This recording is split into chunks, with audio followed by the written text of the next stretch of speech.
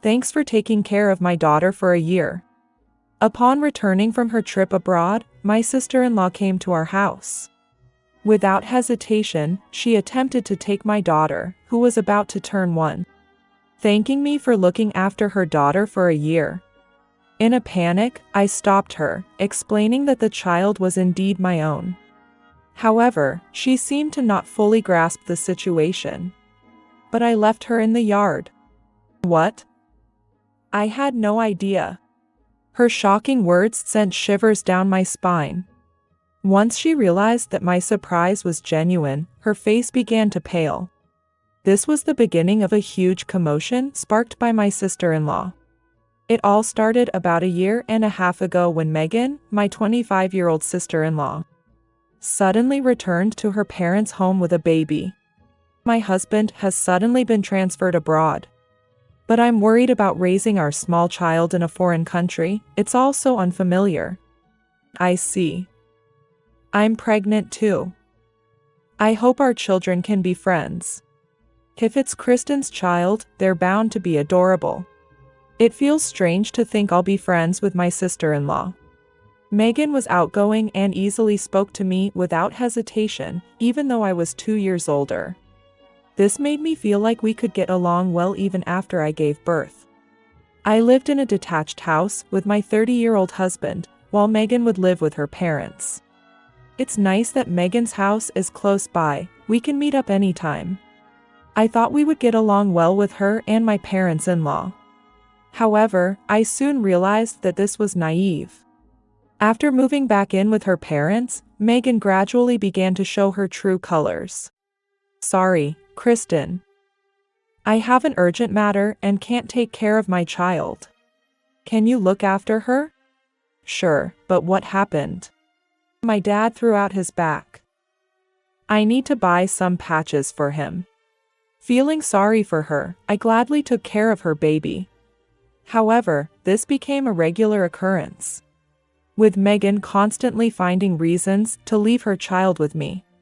But that wasn't the only problem. Sorry. I need you to look after my child again today. Megan, you're lying to me, aren't you? What? Why would you say that? Her exaggerated reaction made me sigh. Do you think I don't know anything? Your father has never had a bad back in his life. Did I say that? I don't remember. She couldn't even remember her own lies. That's not all. A neighbor said she saw you out and about in town. Huh? Who ratted me out?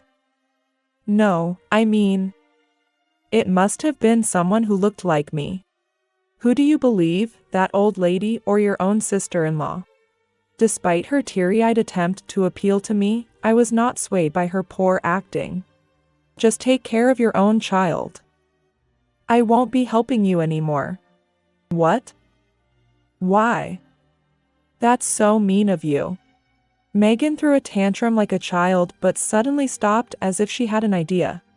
Fine. I'll make you want to take care of my child on your own. What do you mean?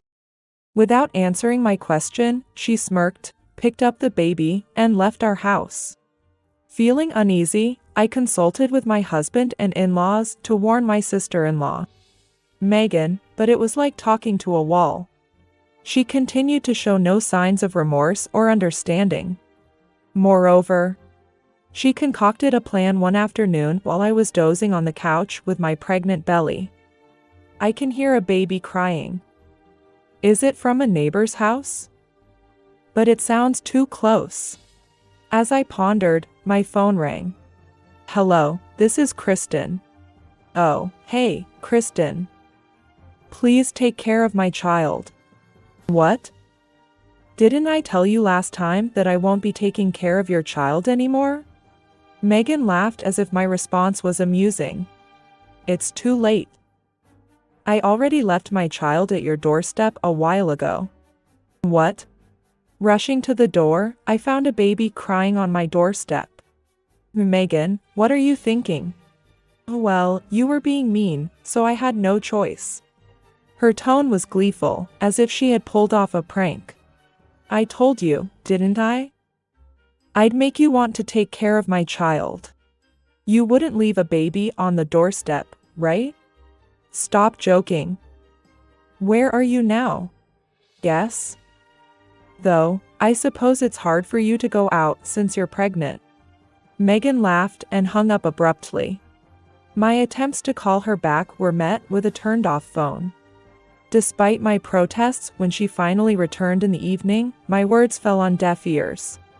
This scenario repeated several times until I reluctantly began to check the doorstep and take in the baby whenever Megan called.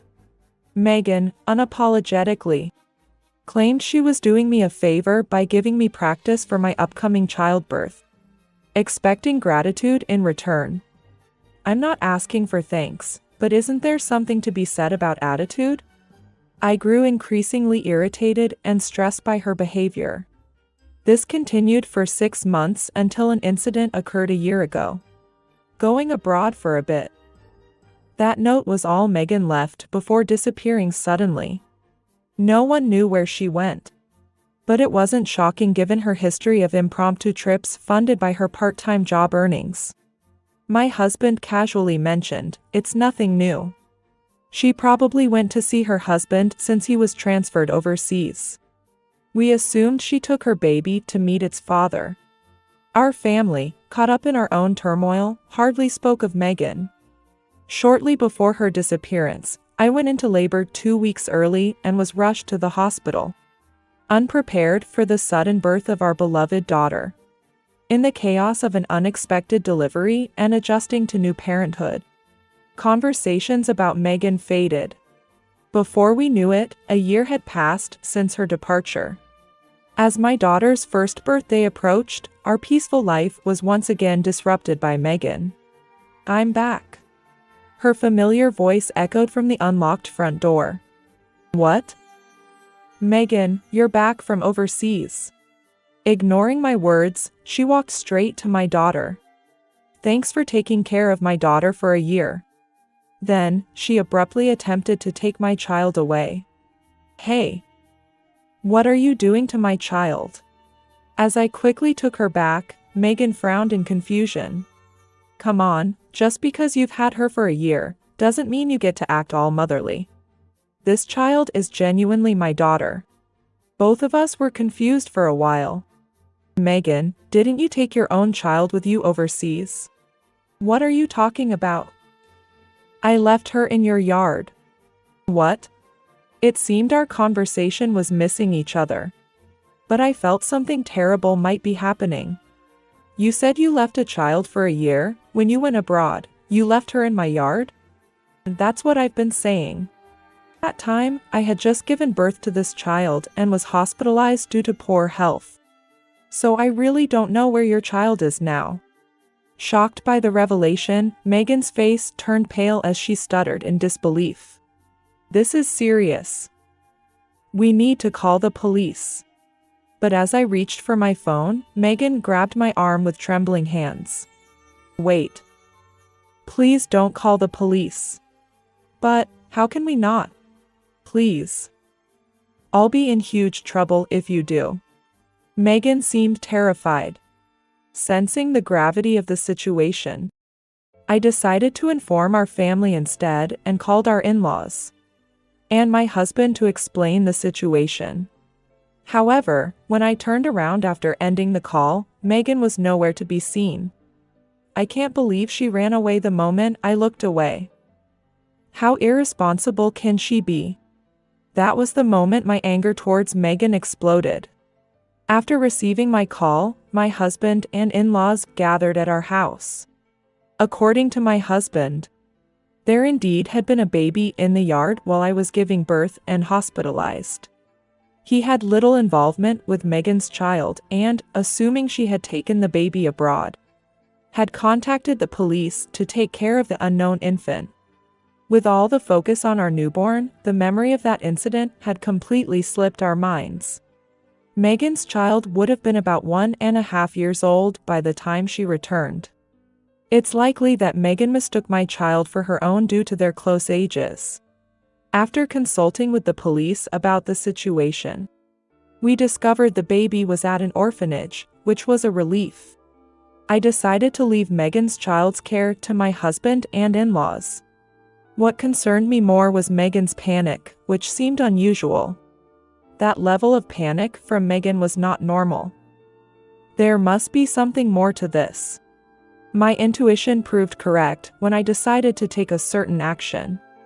It seems we need to teach her a lesson. I had a trump card against Megan, which I hadn't been sure I'd ever use. But there was no need to hesitate now, and I decided it was time to teach her a lesson. A week later, with everything prepared, I called Megan. After several rings, she hesitantly answered. "Megan, your child has been found. You can relax now, come back home." Believing my words, Megan casually arrived at our house and rang the doorbell. Phew, I was so worried. "Glad she's been found." She laughed carelessly as she entered our living room, but was greeted by an unexpected sight. "What the? Aaron and Ben. Why are you guys here?" Sitting on the sofa was Megan's husband, or rather, her ex-husband Aaron. And sitting on the floor was her affair partner, Ben. Aaron frowned deeply at his ex-wife, glaring at her, while Ben looked on with a pitiable face, as if he was about to cry. "This is bad." She turned to make her escape from our house, but my father-in-law, a large man, was standing guard at the entrance, blocking her way out. Consequently, Megan ended up sitting on the floor alongside her affair partner, Ben, receiving a lecture from my husband, her ex-husband, and our in-laws. "Come on, it's fine now, isn't it? The child is safe, right?" As Megan puffed out her cheeks in defiance, Aaron, with a chilly look, said, "If you can't even take care of the child, then you should return the custody and the child support payments." When I contacted Aaron, he revealed that everything Megan had told us was utterly false. He had not been transferred overseas, and they had divorced due to her infidelity. However, during the divorce, Megan had forcefully taken custody of their child and had been receiving substantial child support payments from Aaron. Even when the infidelity comes from the custodial parent, they are still entitled to child support. This is why Megan desperately tried to prevent me from calling the police, fearing the consequences if it was discovered she wasn't actually taking care of their child. I was utterly dismayed by her selfishness. "Kristen, you have to help me. I can't pay back the child support." "What? But you made me take care of the baby, didn't you? There's no escaping that. Don't make stuff up. Where's your proof?" As she screamed hysterically, I calmly showed her the footage from my phone. It showed Megan leaving the baby at our doorstep and walking away. "What? When did you take this?"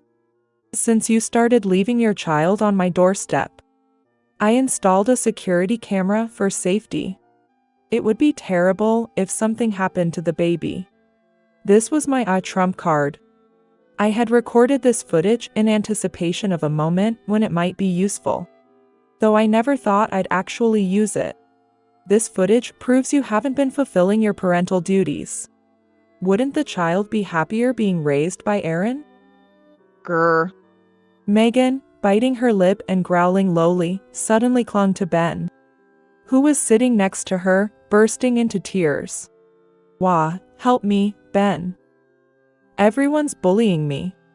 However, Ben, who seemed to have only considered Megan a casual fling, gently pushed her away, saying, "Well, I have another family.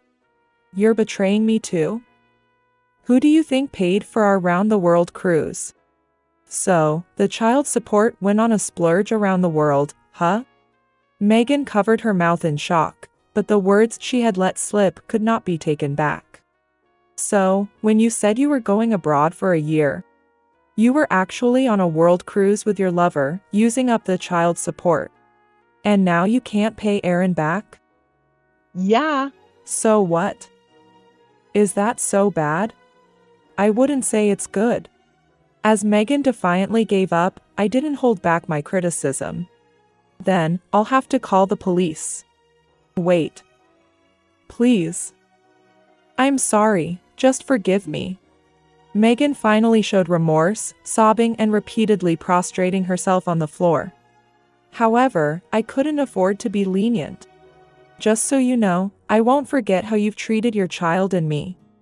You better reflect on your actions. After my firm statement, Megan was taken away by the police. She was arrested, and her daughter was returned to Aaron, who regained custody. Megan is now required to pay a monthly child support of $500 until the child comes of age. Cut off by my husband and in-laws, Megan faces a thorny path even if she gets out of jail. Ben, too, wasn't spared. His wife filed for divorce and demanded compensation. As for me, I'm living a harmonious life with my husband and our daughter. Every day is a joy and a new discovery as we watch our daughter grow.